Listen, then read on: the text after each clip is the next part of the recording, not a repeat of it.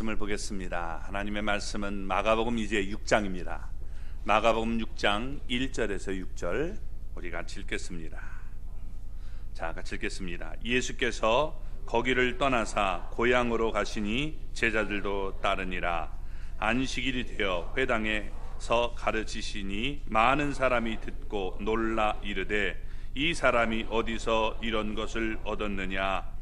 이 사람이 받은 지혜와 그 손으로 이루어지는 이런 권능이 어찌 됨이냐? 이 사람이 마리아의 아들 목수가 아니냐? 야고보와 요셉과 유다와 시몬의 형제가 아니냐? 그 누이들이 우리와 함께 여기 있지 아니하냐 하고 예수를 배척한지라. 예수께서 그들에게 이르시되 선자가 자기 고향과 자기 친척과 자기 집 외에서는 존경을 받지 못함이 없느니라 하시며 거기서는 아무 권능도 행하실 수 없어 다만 소수의 병자에게 안수하여 고치실 뿐이었고 그들이 믿지 아니함을 이상히 여기셨더라. 이에 모든 촌에 두루 다니시며 가르치시더라. 아멘. 할렐루야. 하나님의 은혜와 복이 오늘도 주님 앞에 나온 우리 사랑하는 성도 여러분 삶 속에 가정 속에 늘 함께 하시기를 주님의 이름으로 축원합니다. 우리 옆에 분 손 붙잡고 멋있게 여러분 정말 멋있게 한번 웃어주시기 바랍니다. 예. 예. 하하하하 이렇게 웃어. 예. 좀 크게 웃으시면 좋겠습니다. 예. 자, 잘 웃는 교회가 되기를 바랍니다. 아멘. 예수님은 믿음은 불가능한 일을 가능하게 만드는 힘이라고 말씀했습니다. 마태복음 17장 20절을 보면 만일 너희에게 믿음이 겨자씨 한 알만큼만 있어도 이 산을 명하여 여기서 저기로 옮겨지라 하면 옮겨질 것이요 또 너희가 못할 것이 없으리라 라고 말씀했습니다. 믿음은 힘이요 능력입니다. 12해를 혈류증으로 앓아온 여자가 예수님을 믿어서 그의 병이 깨끗하게 나았음을 우리가 5장에서 봤습니다. 또 회당장 야이로는 예수님을 믿어서 그의 죽은 딸이 살아났습니다. 이처럼 믿음은 대단한 것입니다. 그러나 불신앙의 결과도 놀라운 것입니다. 나사렛 사람들은 예수님을 배척했습니다. 그들의 불신앙 때문에 예수님은 그곳에서 권능을 행하지 않으셨습니다. 예수님의 권능을 누리지 못한 것이죠. 이처럼 불신앙은 예수님이 주는 복을 우리가 막아버리는 벽과 같은 것입니다. 따라서 우리는 불신앙의 사람이 되지 말고 믿음의 사람이 되어야 하는 것입니다. 믿음으로 살아서 늘 예수님 안에서 복이 되고 풍성한 축복을 누리는 우리 모두가 되기를 주님의 이름으로 축원합니다. 자, 1절 말씀을 보겠습니다. 예수께서 거기를 떠나사 고향으로 가시니 제자들도 따르니라. 예수님은 회당장 야이로 집에서 나와 고향으로 가셨습니다. 고향으로 가셨다는데 고향이 어딜까요? 네, 고향이 바로 나사렛입니다. 예수님은 베들레헴에서 탄생하셨지만 한 번도 베들레헴 예수라고 불리지 않고 항상 나사렛 예수라고 불렸습니다. 예수님은 공생애를 시작하면서 나사렛을 떠나셨습니다. 그 유대와 갈릴리 여러 곳을 두루 다니며 사역하셨습니다. 그래서 여러분 이제 그렇게 하다가 이제 고향 나사렛을 방문하게 된 겁니다. 성경을 보면 예수님의 본 동네라고 나와요. 본 동네가 어딜까요? 가버나움. 그렇죠? 네. 우리가 계속 나눴는데 본 동네 가버나움. 그래서 가버나움으로 나오고 고향은 나사렛. 태어나신 곳은 불리는 것이 다르다는 걸 우리가 기억하시기 바랍니다. 자, 이제 고향으로 돌아왔는데 안식일에 회당에 들어가서 메시아에 대한 이사야 61장 1절에 3절의 말씀을 읽었습니다. 그리고 그 예언의 말씀이 응했다라고 말씀했습니다. 자신이 메시아임을 밝혔지만 나사렛 사람들은 예수님을 믿지 않았습니다. 왜냐하면 30년 동안 같은 마을에서 살았던 사람들이 육체적으로 잘 알고 있는데 이 고정관념에 사로잡혀서 예수님을 메시아로 받아들이지 못했던 것입니다. 예수님은 그들의 불신앙을 책망하자 회당에 있던 나사렛 사람들이 크게 화를 내는 장면이 누가복음 4장 28절에 나옵니다. 그리고 예수님을 끌어다가 산 낭떠러지로 밀어서 떨어뜨려 죽이려고 하는 모습이 누가복음 4장 29절에 나옵니다. 그때 예수님은 그들 한가운데로 지나가셨습니다. 이적을 통해서 지나가셨겠죠. 고향 나사렛을 이렇게 방문한 후로 1년이 지났습니다. 이제 두 번째, 한 번 더 이 고향 나사렛을 방문하는 장면이 오늘 나오고 있는 장면입니다. 그러면 예수님이 왜 이 고향 나사렛을 방문했을까요? 고향 사람들에게 한 번 더 기회를 주려고 했을까? 그럴 수도 있겠죠. 아니면 십자가를 지기 전에 그의 가족들과 마지막으로 이제 작별 인사를 나누고 싶어서 갔을까? 그것도 그럴 수 있다라고 생각할 수 있습니다. 그렇지만 우리가 여러분 이 나사렛으로 가신 목적을 1절 마지막 부분에서 우리가 알 수 있다는 겁니다. 자, 읽어볼까요? 제자들도 따르니라. 예, 제자들이 같이 따라가게 된 겁니다. 예수님은 그의 제자들을 훈련시키기 위해서 그들을 데리고 나사렛으로 갔던 것입니다. 오늘 이 본문 다음에 나오는 것이 이제 12제사를 부르시고 둘씩 짝을 지어서 여러분 보내시는 장면이 나옵니다. 그들에게 귀신을 쫓아내며 병든 자를 이 고치는 권능을 주시고 복음을 전하게 만드셨습니다. 이 일 앞에 지금 주님께서 제자들에게 훈련해야 할 것이 있기 때문에 가르치신 것입니다. 복음을 우리가 전하다 보면 긍정적인 반응과 부정적인 반응을 동시에 경험할 수 있습니다. 긍정적인 반응은 무엇입니까? 우리가 전하는 복음을 기쁘게 받아들이는 거죠. 아, 그렇습니까? 하고 받아들이는 겁니다. 그러나 여러분 부정적인 반응도 나타난다는 거예요. 웃기고 있네 이러면서 오히려 반대하고 핍박하고 조롱하는 모습을 경험할 수 있는 것입니다.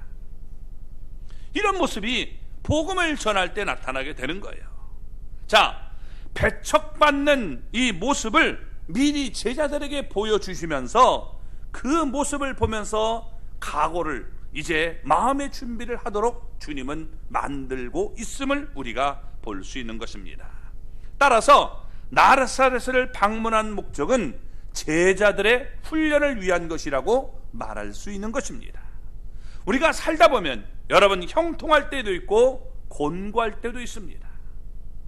여러분 잘 될 때만 있는 게 아니라 어려울 때도 있는 거예요.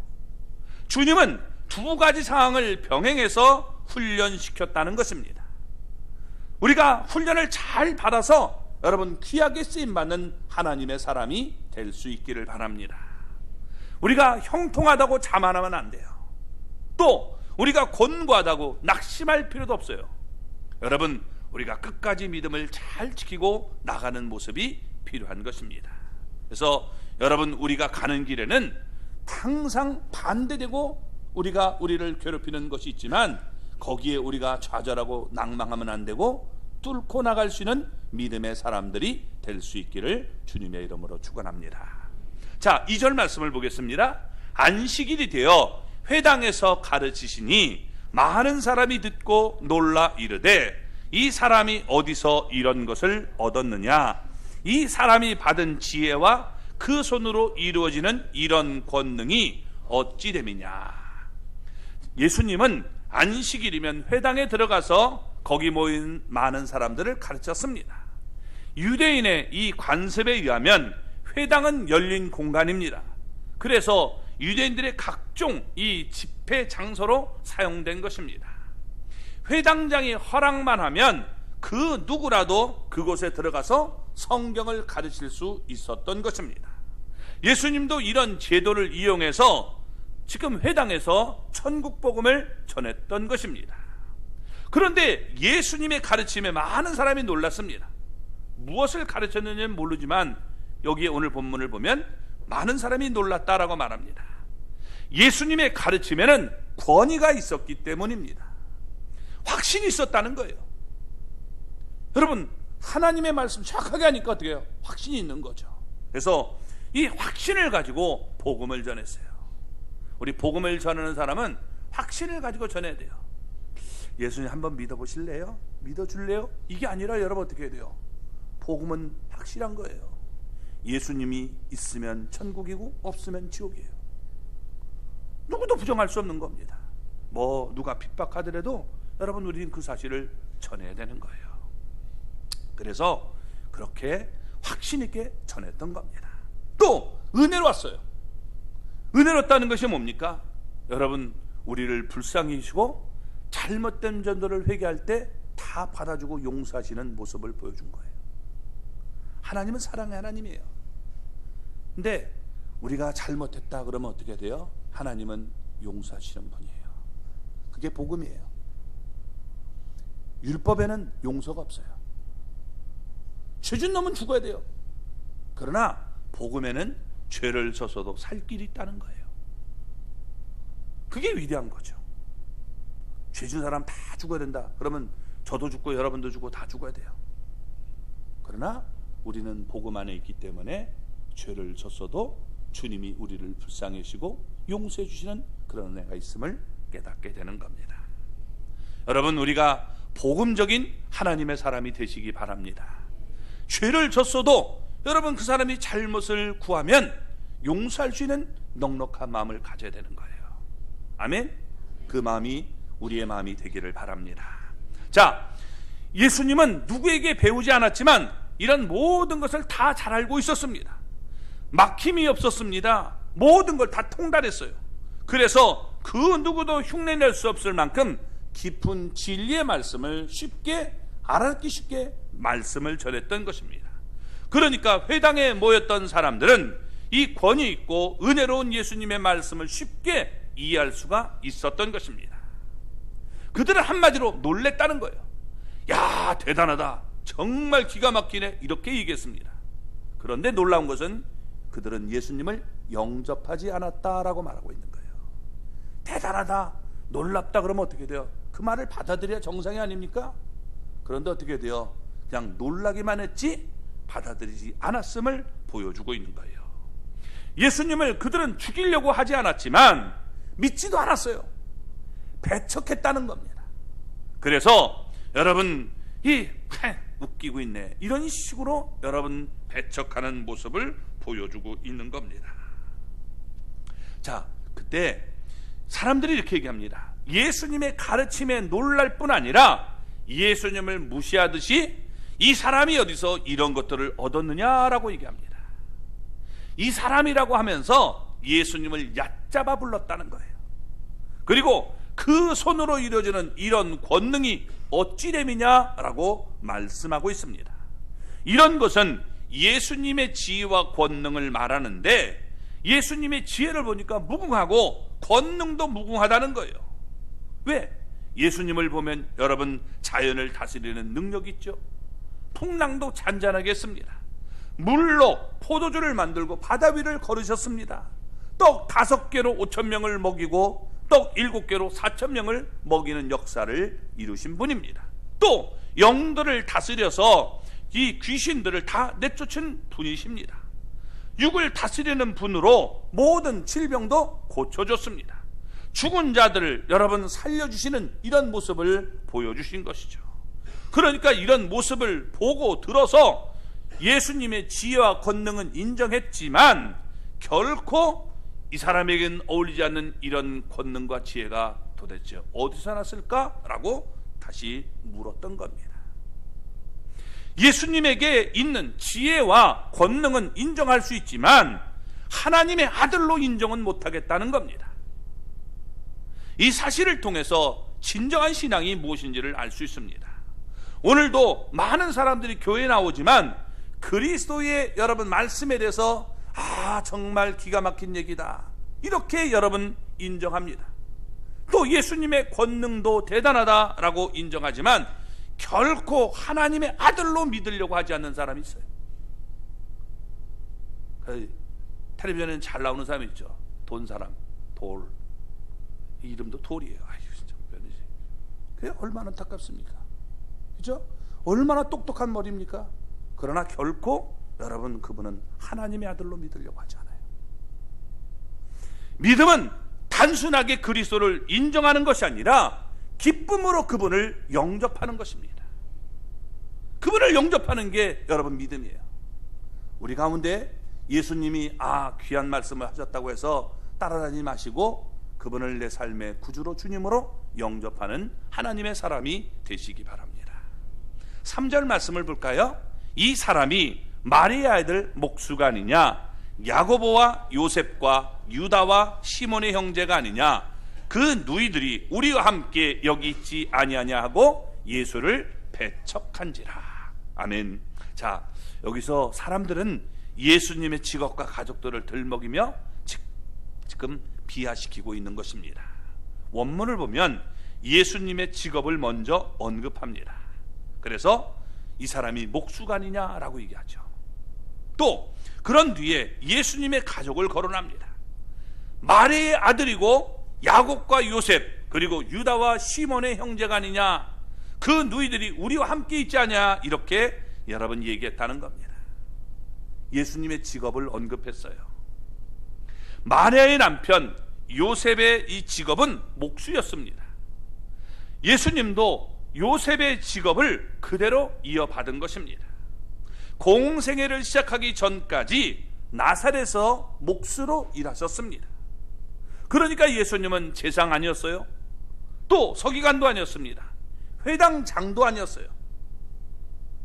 목수에 불과한 겁니다. 그러니까 이런 사실을 지금 들춰내면서 나사렛 사람들의 의도는 저 사람 하나님의 아들 또 메시아가 결코 될 수 없는 인물이다 라고 얘기하고 있는 겁니다. 그러면서 우리가 그의 가족도 다 잘 알고 있다라고 거론하고 있습니다. 뭐라고 합니까? 마리아의 아들이라고 불렀습니다. 이미 요셉이 죽고 난 뒤였기 때문에 요셉의 아들이라고 여러분 이렇게 부를 수 있습니다. 그래도 여러분 얼마든지 죽은 후에도 어떻게 돼요? 우리가 그 사람의 아들 이렇게 부를 수 있지 않습니까? 근데 그렇게 부르지 않고 마리아의 아들이라고 부르는 것에는 이건 뭐냐면 비아냥거리고 있는 모습을 얘기해 주고 있는 거예요. 뭡니까? 은연중에 예수님의 아버지가 누군지 모른다, 그런 식으로 비아냥거리고 있는 거예요. 연이어 예수님의 형제들을 밝히고 있습니다. 야고보, 요셉, 유다와 시몬, 그 형제들이 있지 않느냐라고 얘기합니다. 그러면서 그의 누이들도 얘기하고 있는 겁니다.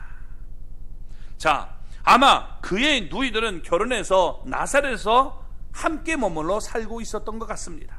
그래서 이렇게 가족들을 언급하고 있는데, 이 언급한 목적이 뭐냐? 3절 후반절을 보면 이렇게 얘기합니다. 예수를 배척한지라. 배척하기 위해서 직업도 알고 우리가 저 사람 가족도 다 알고 있다라고 얘기하고 있는 겁니다. 그래서 이런 것을 지금 들춰내면서 예수님을 이렇게 배척하고 있는 모습을 보여주고 있는 거예요. 자, 예수님의 직업과 가족들이 예수님의 무한한 지혜와 능력과 도대체 무슨 상관이 있습니까? 상관이 없는 걸 억지로 끌어다가 여러분 어떻게 해야 돼? 내가 저 사람이기 때문에 저거 아닐 거야, 이렇게 얘기하고 있는 것이죠. 우리가 구원은요, 이 땅의 지식을 많이 알고 있다고 구원받는 게 아니에요. 저 사람이 어떻다 다 알고 있잖아요. 그걸 우리가 알아서 구원받는 게 아니라 하늘로부터 오는 지혜를 우리가 여러분 받아야 되는 것입니다. 그들은 예수님을 믿지 않으려고 작정했기 때문에 아무 관련도 없는 사실을 괜히 들춰내면서 여러분 말하고 있는 거예요. 네가 배운 게 얼마나 있냐? 우리는 이렇게 많이 배웠는데, 이러면서 여러분 얘기하는 것과 똑같은 모습이라고 볼 수 있는 것입니다. 그들은 예수님을 믿지 않으려고 작정했기 때문에 여러분 하나님의 은혜와 사랑을 받아들이려고 하지 않았다는 것입니다. 믿지 않으려고 작정하니까 쓸데없는 것들을 들춰내면서 이런 핑계 저런 핑계 여러분 되는 거예요. 우리도 남편에게 여보 우리 교회 갑시다 그러면 어떻게 돼요? 교회 다니는 것들 재수 없어 이러면서 여러분 내가 하나님의 은혜를 받아서 우리가 참 좋은 교회라는데 이게 옛날에 나쁜 교회 어떤 교회 봤다고 해가지고 그것과 왜 연결시킵니까? 교회가 좋은 일을 하는 게 얼마나 많습니까? 안 믿으려고 하니까 그냥 억지로 해서 어떤 놈이 사기쳤더라 이러면서 안 믿으려고 그것과 연결시키는 경우가 얼마나 많습니까? 이런 경우가 바로 지금 오늘 본문에 나타나는 경우가 같다라고 말할 수 있는 거예요. 얼마나 잘못된 겁니까? 그러나 여러분 이 구원받기로 작정된 사람은 달라요. 예수님의 은혜를 받아들이고 더 알고 싶어지는 거예요. 신앙생활을 바르게 하기 원하니까 말씀을 내가 듣겠다 이런 자세를 갖게 되고 그리고 어떻게 해요? 말씀을 들을 때 그것이 꿀보다 더 달게 느껴지게 되는 것입니다. 그런 사람들에게는 여러분 말씀의 씨가 떨어져서 30배, 60배, 100배의 아름다운 결실을 맺게 되는 것입니다. 우리도 여러분 마음의 문을 활짝 열어서 받은 말씀을 우리가 그대로 잘 따르면서 살기를 주님의 이름으로 축원합니다. 자, 4절 말씀을 보겠습니다. 예수께서 그들에게 이르시되 선지자가 자기 고향과 자기 친척과 자기 집 외에는 존경을 받지 못함이 없느니라 하시며. 아멘. 자, 나사렛은 예수님의 고향이었는데 나사렛 사람들은 예수님을 배척했습니다. 그러니까 자신을 배척하는 고향 사람들에게 이렇게 말씀하고 있는 겁니다. 선지자가 자기 고향과 자기 친척과 자기 집 외에는 존경을 받지 못함이 없느니라. 말을 뒤집으면 이런 얘기예요. 선지자는 자기 고향과 자기 친척, 자기 집에서는 이 존경을 받지 뭐예요? 존경을 받는다? 못 받는다. 다른 곳에서는 존경을 받지만 이 가정과 또 우리가 이 고향 육신적으로 알고 있는 사람에게는 우리가 이 존경을 받지 못한다라고 말하고 있는 겁니다. 이 말은 당시에 보편화된 속담을 얘기하는 거예요. 선지자는 하나님의 말씀을 전하는 사람이죠. 그러니까 하나님의 권위를 인정해 줘야 돼요. 그런데 여러분 그 권위를 인정해 주지 못하니까 어떻게 돼요? 은혜가 안 되는 거예요. 왜? 내가 그 사람 알고 있는데 옛날에 저는 나랑 이 정말 이 잘못된 일을 했던 앤데 제가 은혜 받아가지고 목사가 됐대. 그러면 여러분 그 사람 잘 받아들여요? 쉽게 얘기해 볼게요. 우리 교회 이 애들 가운데서 주일학교 이제 어린이부터 태어나가지고 교회 생활에 있단 말이에요. 온유. 예배 드는 거 보면 교회에서 이렇게 돼요. 누워 있고. 주원이 웃는 분들 얼마나 막 저갑니까? 근데 얘네들이 은혜를 받고 이제 한 30대 됐을 때 이제 제가 은퇴한 다음에 담임 목사가 됐어요. 그러면 이제 우리 애들을 가리킨 그 부모님들이 어떻게 생각하겠어요? 저놈 저거 내가 가르쳤는데 저거 옛날에 아주 개국이었어. 저거 완전히 정말 아주 이 교회에서 막 이 엎어지고 막 그냥 꽥꽥 소리 지고 때리고 막 그러던 애야. 그런 생각을 가지면 어떻게 돼요? 저놈 할 수 있단 말이에요. 그러면 그렇게 하는 건 좋은데 여러분 말씀을 전하는데도 그렇게 받아들이면 은혜가 안 되는 거죠. 그러니까 여러분 이게 뭐냐면 친척과 고향에서 은혜를 받지 못하고 인정을 받지 못하는 면들이 많이 있다는 거예요. 혹시 우리 교회에서도 여러분 그런 분들이 있을 수 있어요. 뭐냐? 전도사님들이 나이가 어리단 말이에요. 여기 전도사 이렇게 하면 안 돼요. 왜? 내 영혼을 위해서 님자 하나 붙여주세요. 그게 여러분 내 영혼을 복되게 만드는 거예요. 나보다 나이가 어리더라도 여러분 그를 인정해 줄 때 그게 뭐예요? 말씀이 내게 은혜로 다가오는 거예요. 무시해버리면요 여러분 내가 은혜를 받지 못해요. 결국에 내가 말씀을 싸놔서 문제가 생기는 겁니다. 뭐 인격이 훌륭해서가 아니에요. 저도 인격이 훌륭해서가 아니란 말이에요. 하나님 앞에서 그게 여러분 우리가 말씀을 제대로 받아들이는 거예요. 네가 목사냐? 이런 식으로 여러분 하면 그게 은혜가 되겠어요? 내가 해도 너보다 잘하겠다. 나 자식아. 이런 식으로 생각하면 여러분 그게 은혜가 되겠습니까? 그죠? 그런 사람은 은혜를 못 받는 거예요. 꼴 같지 않은 게 이런 식으로 하면 참 힘든 거예요.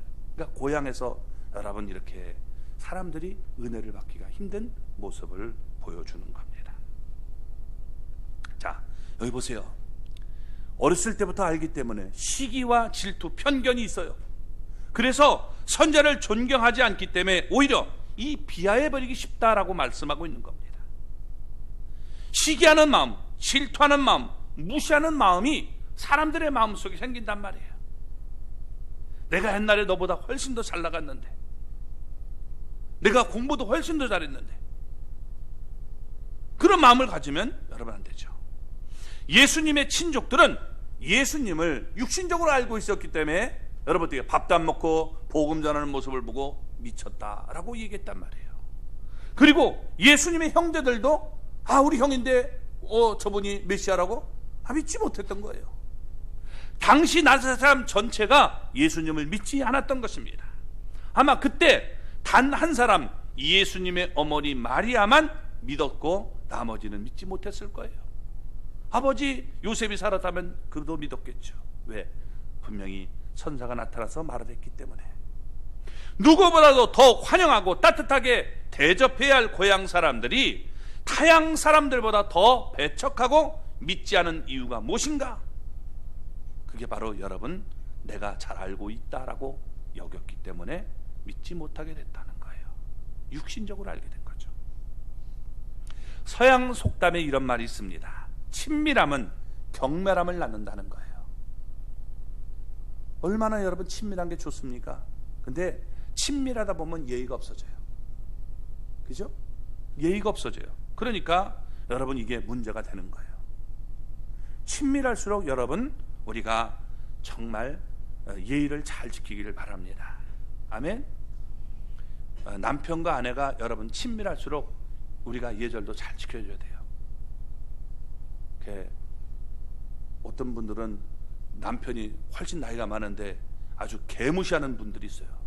그러면 여러분 이게 문제가 되는 겁니다. 존경해 줘야 돼요. 아멘. 그래서 존경해 줄 때 그게 오래 가는 거예요.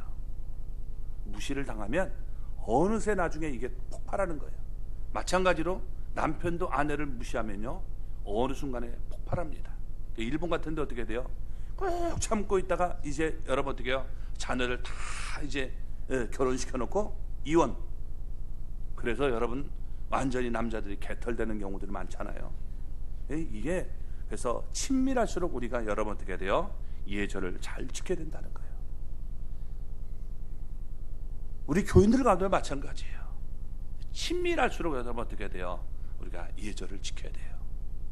나보다 나이가 많으면 인정해주고 그래야지 한번 해가지고 야! 이러면 문제가 돼요. 아멘. 그래서 꼭 그런 우리 모습을 갖기를 바랍니다. 사람들은 가까이 지나다 보면 그를 잘한다고 생각하기 때문에 이미 고정해 놓은 고정관념으로 보려고 하는 게 있어요. 그래서 자꾸 우리가 깔보고 무시하는 경향이 있어요. 사람의 눈으로 여러분 예수님을 보면 어떤 모습입니까?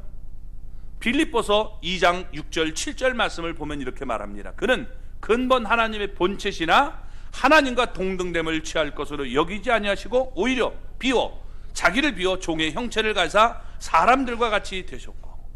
예수님이 여러분 원래 하나님이신데 그분은 어떻게 돼요? 하나님과 동등됨을 취할 것이 아니라 이 땅에 자기를 비워서 종의 형체를 가지고 오셨어요. 그러니까 여러분 어떻게 무시하는 거죠. 그러니까 여러분 그렇게 무시하는 사람들 앞에서 예수님은 권능을 행하지 않으셨다라고 말씀하고 있는 겁니다. 사람들의 눈으로 보니까 저 사람 나사렛 지금 예수님을 목수라고만 불렀고 저 부모도 우리가 알고 있다. 저 사람 마리아의 아들이 아니냐? 형제들도 우리 다 알고 있어. 뭐? 이런 식으로 지금 얘기하면서 거부하는 모습을 보여주고 있는 겁니다. 따라서 선지자들의 우리 고향처럼 되지 말기를 바랍니다. 여러분, 그러면 말씀이 들어오지 않아요. 은혜를 받지 못해요.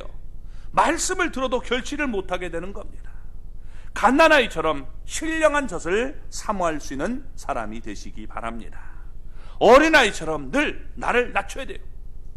그러면 예수님이 나의 영적인 갈급함을 채워주시게 되는 겁니다. 고정관념을 깨뜨려야 성숙한 신앙으로 나갈 수 있다는 겁니다. 그런 하나님의 사람이 되시기 바랍니다. 자, 그리고 5절 말씀을 볼까요? 거기서는 아무 권능도 행하실 수 없어 다만 소수의 병자에게 안수하여 고치실 뿐이었고, 고향 나사렛에서는 아무 권능도 예수님이 행하지 않았다는 거예요. 그러면 믿지 않으면 예수님이 권능을 행할 수 없기 때문입니까? 예수님의 권능에 한계가 있을까요? 그렇지 않습니다. 만약에 여러분 믿지 않으면 예수님이 이 권능을 행할 수 없는 그런 분이라면 유한한 능력이죠. 그러나 결코 그럴 수 없습니다. 오늘 여기 5절 하반절을 보면 다만 소수의 병자에게 안수하여 고치실 뿐이었고 라고 말합니다. 예수님의 권능은 영원하고 무한합니다. 그 사실을 보여주기 위해서 의도적으로 소수의 사람들을 고쳐줬다는 겁니다. 그들의 불신앙 때문에 거기서 많은 능력을 행하진 않았어요. 그렇지만 여러분, 예수님에겐 분명한 권능이 있는 것을 보여주기 위해서 소수의 병자들에게 안수해서 고쳐주셨다라고 말씀하고 있습니다. 즉 예수님은 거룩한 것을 개에게 주지 않았고 그의 진주를 돼지 앞에 던지지 아니했음을 보여주고 있는 겁니다. 예수님의 권능을 행하시는 목적은 자신이 하나님의 아들이고 그리스도임을 밝히 드러내서 그분을 믿고 구원받기 위함입니다. 그런데 작정하고 저들이 예수님을 배척하니까 더 이상 그들에게 권능을 행하여야 소용이 없기 때문에 여러분, 예수님은 하지 않으셨음을 보여주고 있는 겁니다. 주님은요, 준비된 마음의 은혜를 베풀어 주시는 거예요. 그러므로 여러분, 우리가 준비된 마음을 갖기를 바랍니다. 6절 말씀을 볼까요? 그들이 믿지 않음을 이상히 여기셨더라. 이에 모든 촌에 두루 다니시며 가르치시더라. 아멘. 예수님은 고향 사람들의 불신앙을 이상히 여겼다라고 말합니다. 이상히 여겼다는 이 말이 아주 놀랐다는 말이에요. 신약 성경을 보면 놀랐다는 말씀이 여러분 49번 나와요. 그런데 항상 사람들이 하나님의 지혜와 권능에 놀라는 장면을 쓰고 있다는 겁니다. 그런데 예수님이 반대로 놀라는 경우도 있어요. 이게 2번 나옵니다. 한 번은 본문에 있는 나사렛 사람들의 불신앙을 보고 예수님이 놀란 겁니다. 저들이 정말 믿어야 되는데 믿지 않고 있구나. 아이고, 저 어떡하지? 이런 모습이죠. 또 한 번은 마태복음 8장 10절에서 예수님이 이 가버나움에 있는 백부장의 큰 믿음을 보고 놀란 경우를 보여주고 있는 겁니다. 자, 예수님을 우리는 놀라게 하는 사람이 되는데 여러분, 그렇게 될 수 있다면 얼마나 좋겠습니까? 그런데 부정적으로 놀라게 하면 안 돼요. 백부장과 같이 큰 믿음을 가지고 주님을 놀라게 만드는 그런 믿음의 사람이 되시기 바랍니다. 반면 여기 지금 여러분 고향 나사렛 사람들은 믿음이 없었기 때문에 예수님을 정말 안타깝게 만든 모습을 보여주고 있는 것입니다. 그래서 예수님은 권능을 행하지 않고 그곳을 떠나서 다시는 이제 성경에 여러분 나사렛으로 가지 않았다는 겁니다. 우리는 나사렛 사람처럼 되겠습니까? 아니면 가버나움의 백부장처럼 되겠습니까? 우리가 선택해야 되는 거예요. 믿지 않으면 예수님은 결국에는 우리를 떠날 수밖에 없어요. 그러면 결국엔 지옥행이 되는 것입니다. 그 결과 예수님의 권능도 볼 수 없고 응답도 축복도 받을 수 없게 되는 것입니다. 결론적으로 말씀을 드린다면 여러분, 우리가 믿으면 주님의 권능을 볼 수 있습니다. 무슨 얘기입니까? 응답받고 복을 누릴 수 있다는 거예요. 마가복음 9장 17절에서 18절을 보면 이렇게 말합니다. 선생님, 말 못하게 하는 귀신 들린 내 아들을 선생님께 데리고 왔나이다. 귀신이 어디선지 그를 잡으면 거꾸러져 거품을 흘리며 이를 갈며 그리고 파리에 지는지라. 내가 선생님의 제자들에게 내쫓아달라 하였으나 그들이 능히 하지 못하더이다. 이렇게 원망합니다. 예수님이 변화산에서 기도하고 하실 때 여러분, 그 남아있던 제자들이 고쳐버렸지만 못 고쳤단 말이야. 그러니까 선생님, 말 못하게 하는 귀신 들린 내 아들을 데리고 왔는데 저 제자들이 못합니다 하면서 정말 능히 하지 못합니다 하면서 원망 비슷한 얘기를 합니다. 그때 예수님께서 뭐라고 말하면, 믿음이 없는 세대여, 내가 얼마나 너희와 함께 있으며 얼마나 너희에게 참으리요, 그를 내게로 데려오라 하시매 라고 말씀하십니다. 그러니까 여러분, 아이의 아버지가 예수님께 이렇게 얘기합니다. 그러나 이 데리고 와서 무엇을 하실 수 있든지 우리를 불쌍히 도와주십시오. 우리를 불쌍히 해주십시오. 그때 예수님께서 할 수 있거든요. 무슨 말이냐? 믿는 자에겐 능히 하지 못할 일이 없느니라 라고 말씀하십니다. 그러니까 여러분 24절에 이렇게 얘기하죠. 곧 그 아이의 아버지가 소리 질러 이르되 내가 믿나이다, 나의 믿음 없는 것을 도와주셔서 하더라. 이 아이의 아버지는 내가 먼저 믿습니다 라고 결단했어요. 입으로 신했습니다. 그리고 난 후에 나의 믿음 없음을 도와주셔서 이렇게 간구한 거예요. 이게 우리가 예수님을 믿는 사람의 자세예요. 우리는 믿지 않고 버티려고 하다가 그건 올바른 게 아니고, 내가 믿습니다 지금부터. 그런데 내가 믿음이 부족합니다, 그러니까 나를 도와주세요, 이런 믿음을 우리가 가지고 나갈 때 역사를 우리가 보게 되는 겁니다. 그래서 여러분, 믿음이 자꾸만 부족하게 느껴지면 먼저 입으로 신하시고, 주님 내가 믿습니다, 당신을 순종하고 따르겠습니다, 그러니 저에게 큰 믿음을 허락해 주셔서 하나님의 영광을 볼 수 있도록 인도해 주십시오 라고 우리가 나갈 수 있는 저와 여러분이 되기를 주님의 이름으로